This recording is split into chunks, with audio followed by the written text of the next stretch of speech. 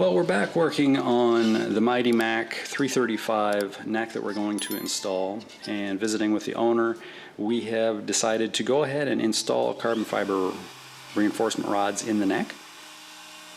And honestly, it would have been easier to do that when this was a big square block of wood. I would have had a nice big flat surface to mount templates to and do my routing and everything, but we can do it with this. And in fact, we're going to use a template that we made just recently for routing things. This is really intended to route truss rod trenches, but I'm like, why can't I use it to cut in carbon fiber? The hiccup is the carbon fiber rods that I'm using in the face of this neck are 6 millimeters square. That's just a little bit smaller than 1/4 of an inch. So I could potentially use a 1/4 inch bit to cut my slits for the 6 millimeter carbon fiber rod, but the rods will be a little bit loose in there. If you've watched my videos, you know my eye starts twitching on things like that. I'm trying to get it as good as possible. So I've done some testing and created a base that I can use this template to make my main truss rod trench, and I've made a new base that I can use to install carbon fiber rods. And what the secret is there is I'm using a 1/8 inch router bit with a base that is intentionally made to offset that router bit to one side by just the right amount. So if I cut in one direction, I'm cutting on, one side of the center line. If I turn it around, I'm cutting back and leaving a total width of trench of 6 millimeters. Gosh, thank goodness for the computer, because it helped me figure a lot of this out. Let's put this thing to use as we continue the next project.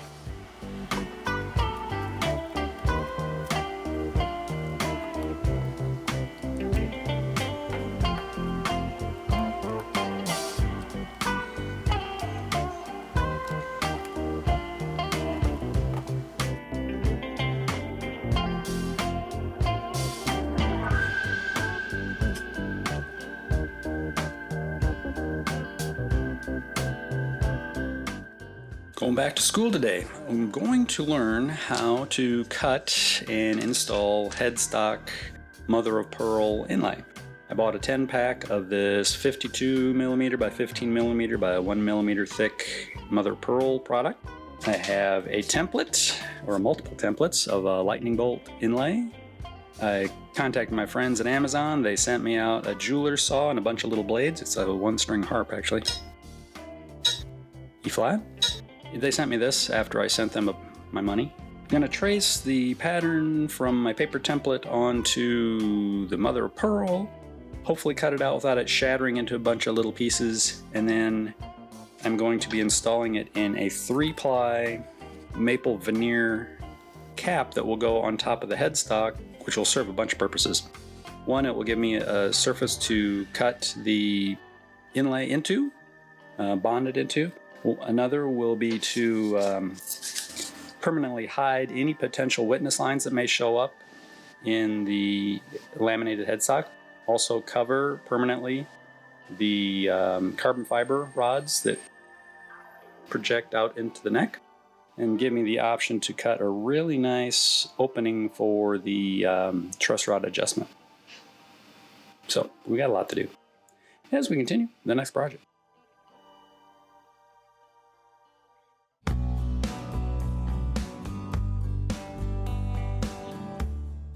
So we've got a piece of mother of pearl, actually a pack of pieces of mother of pearl, and I've got my paper template cut out. Now I'm trying to do a little jigsaw puzzle action, trying to see how much I can get out of one piece of pearl blank stuff. So I got that kind of figured out. Now I am putting some masking tape on the mother of pearl, and I've trimmed out or cut the window area out of my laser printout pieces. Does that make sense? I don't know. So I'm basically making myself something to trace or to follow, a pattern to follow basically when I start cutting. Now I got this, I guess it's considered a jeweler's saw with a pack of really fine little blades in it. I have no idea what blade I needed to use, so I used the very finest one to start with, being overly cautious. And it did cut, but boy, did it barely cut. It was very, very, very, very, very slow. So I cut for a while with the finest tooth blade. There's like a pack of 8 different blades. Moved up, a couple levels to a little bit coarser, a bigger tooth blade. Still pretty fine. Did a whole bunch more cutting and cutting and cutting. And finally ended up jumping up about 3 or 4 more levels of blade. And it worked really well then. We find the answer at the end of our search, I guess. So I got all the pieces cut out, the 2 kind of pointy triangle pieces and the center bar, angled bar piece. That all went pretty good. And then I ended up cleaning up the edges of my cuts using some sandpaper on a block that was flat, and I was able to basically sand or file in a way the edges nice and straight so they all look good. So a good learning experience. I haven't done any pearl cutting like this before, and from what I understand, the pearl dust is really bad for you, so stay away from that.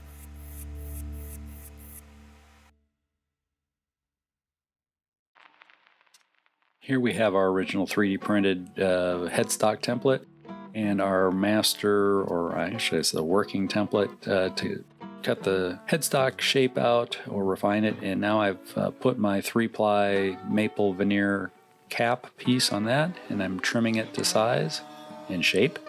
And it will be going on the 3-ply mahogany neck headstock face, just like that.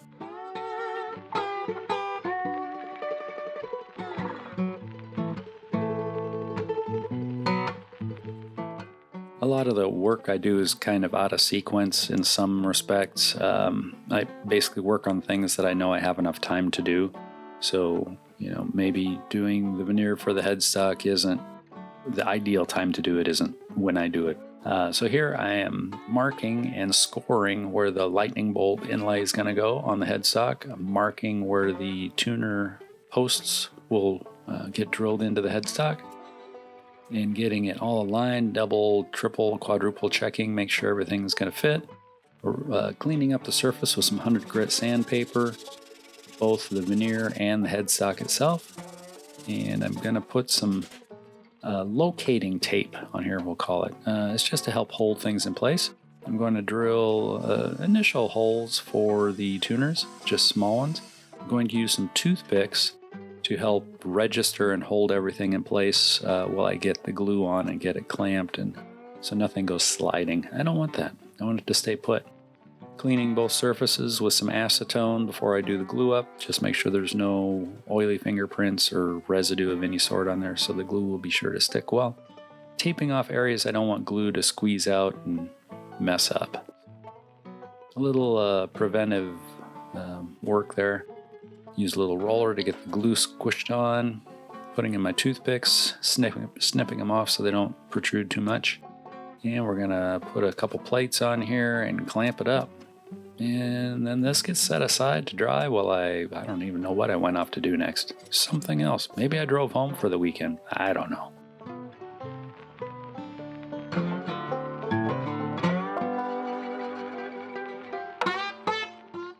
We're going to do some headstock cleanup trimming here and also plane the top surface of the neck. I did this same process in a previous video on a different neck that I'm working on.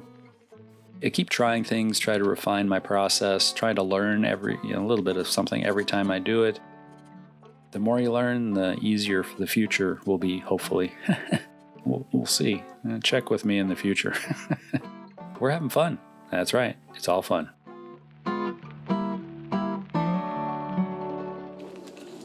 Well, we've got a lot going.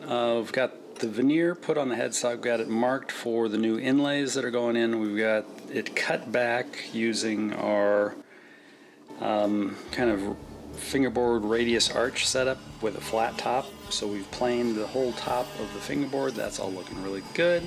Time to cut in the multi-layer binding channel all the way around.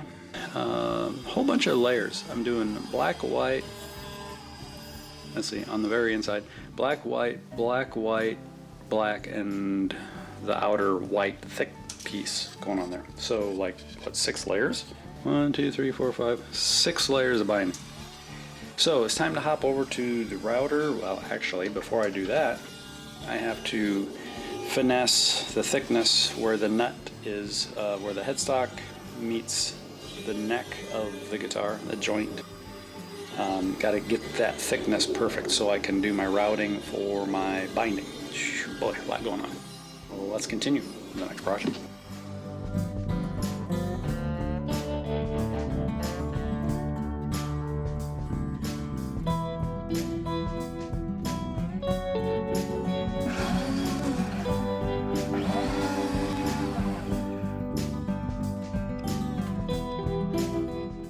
Well, the Mighty Mac 335 neck is still rough, but it is now ready for truss rod and fingerboard. The truss rod has been tested, it fits good. I did have to deepen it ever so slightly up in this area just because the truss rod is not a uniform thickness all the way along. It actually starts getting thicker right about here, right up to about there. Then it steps down for just a little bit, and then it gets bigger, you know. We've got it so everything fits together properly. Now what I'm going to do is get the truss rod fit in, and I'm going to end the barrel adjustment end of the truss rod just behind the nut, so it won't go any further toward the tip of the headstock than the end of the fingerboard. Even though there should be plenty of offset, and that's probably the way it's designed, you know, there should be 32nd of an inch millimeter separation between the bottom of the nut and the top of this barrel. I've worked on a few that disappears. So I'm actually going to stop the end of the truss rod behind the nut, just under the fingerboard. And actually that's the way this guitar arrived from the factory. The truss rod ended behind the nut, toward the first fret. It's all pressed and it fits good. I am going to use some rock hard wood putty and fill the over route in the back, and also bury the barrel area up in here so it really gets encased, it's sealed in place, so it's not going to go anywhere. Also, there's a couple things you can do. You can just drop the truss rod in, glue your fingerboard on, move on with life, or you can put a couple little drops of an acrylic caulk in the bottom of the truss rod channel. This is a pretty tight fit, so really probably doesn't need it. And don't let any of the caulk come out and contact the glue surface. It's an option. Some people tell you not to use it, and that's fine. Don't use it if you don't want to. Let's move on with the next project.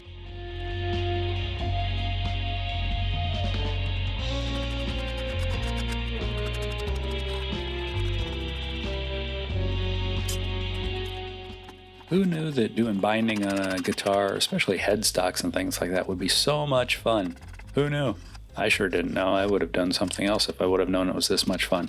Ooh, but it is looking good.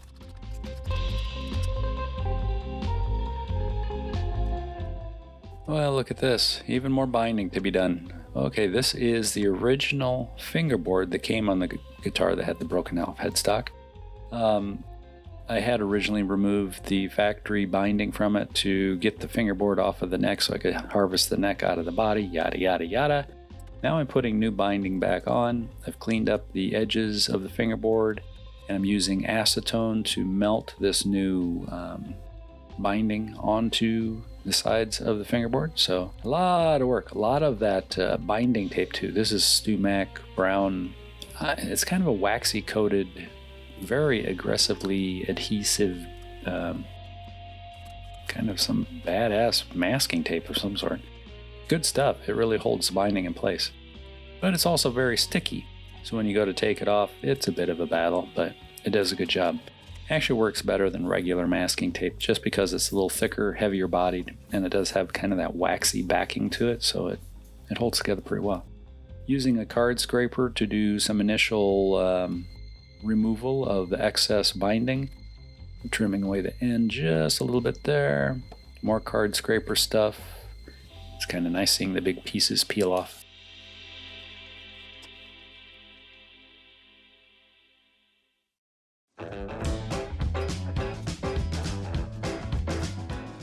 This is the truss rod trenching MDF template, and I have two little locating pin inserts And I've made these so they have multiple step down shoulders to them. They have one that's wide enough to fit in the 1/2-inch slit that's in the MDF template. And then they have a narrower 1/4-inch wide step down that fits in the truss rod itself. So if I need to reapply or reattach my template, I can put those in, I can get it centered, that's all good. So now I'm actually not working on the truss rod itself, but I'm working on the area where the truss rod adjustment wrench will go through. So I'm cutting out a nice little long oval or slit, so to speak, opening, so we'll be able to get a truss rod wrench in there. Trying to make it look nice, and it's gonna go pretty good. As I started the initial routing, I realized the end of my template was like a springboard, or diving board, kind of free moving out there on the end. So I did add that other piece of lumber out on the end of the headstock. And there's the new opening. It's looking pretty good. Got to clean it up a little bit. Ooh, a little bit of sandpaper, some sanding. Yay, sanding. Cleaning out some masking tape that was down in the hole. A few little fuzzies that are in there also. That's going to be all right.